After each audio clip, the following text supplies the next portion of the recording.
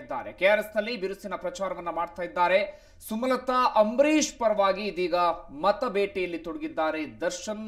ಹಾಗೆ ಒಂದಷ್ಟು ಜನ ಸಿನಿಮಾ ನಟ ನಟಿಯರು ಕೂಡ ಈ ಸಂದರ್ಭದಲ್ಲಿ ನಟ ದರ್ಶನ್ಗೆ ಸಾಥ್ ನೀಡಿದ್ದಾರೆ. ಬೇರೆ ಬೇರೆ ಗ್ರಾಮಗಳಿಗೆ ತೆರಳಿ ಅಲ್ಲಿ ಸುಮಲತಾ ಪರ ಮತವನ್ನ ಹಾಕುವಂತೆ ಇದೀಗ ಯಾಚನೆಯನ್ನ ಮಾಡ್ತಾ ಇದ್ದಾರೆ.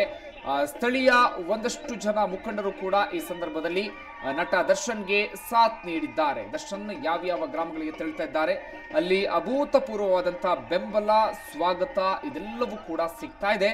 ನಟ ದರ್ಶನ್ ಈ ಹಿಂದೆ ಹೇಳಿದ್ರು, ನಾವು ಇನ್ಮುಂದೆ ಮಂಡ್ಯದಲ್ಲಿ ಪೆರೇಡ್ ಮಾಡ್ತೀವಿ, ಸುಮಲತಾ ಅಂಬರೀಶ್ ಅವರ ಪರವಾಗಿ ಪ್ರಚಾರವನ್ನ ಮಾಡ್ತೀವಿ ಅಂತ ಹೇಳಿ ಕೊಟ್ಟ ಮಾತಿನಂತೆ ನಟ ದರ್ಶನ್ ಇವತ್ತಿನಿಂದ ಪ್ರಚಾರವನ್ನ ಆರಂಭಿಸಿದ್ದಾರೆ.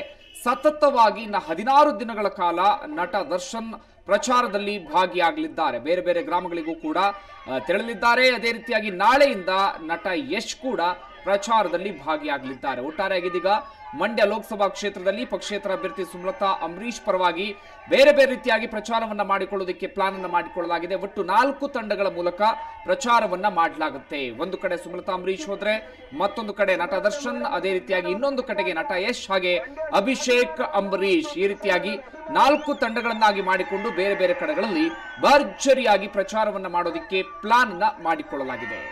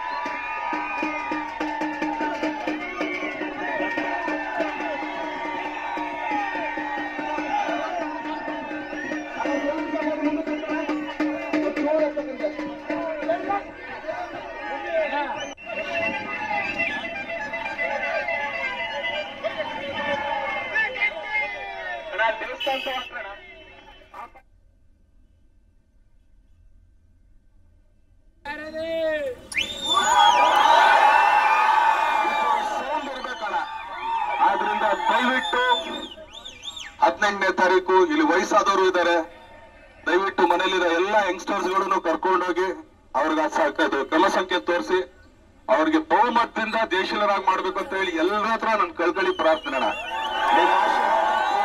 ಈ ಕೂಗು 18ನೇ ತಾರೀಕು ತನಕನೂ ಇರ್ಬೇಕಣ್ಣ. ಖಂಡಿತ ಏನು ಆಕ್ಚುಲಿ ಅಮ್ಮನಿಗೇನು ಬಂದು ಇದ್ ಮಾಡ್ಬೇಕು ಅದ್ ಮಾಡ್ಬೇಕಂತಲ್ಲ, ಅಪ್ಪಾಜಿ ಮಾಡಿರೋ ಕೆಲಸನ ಪೂರ್ಣಗೊಳಿಸ್ಬೇಕನ್ನೋದೊಂದೇ ಆಸೆ ಅವ್ರಿಗೆ. ನಿಜವಾಗ್ಲೂ ಅವ್ರಿಗೆ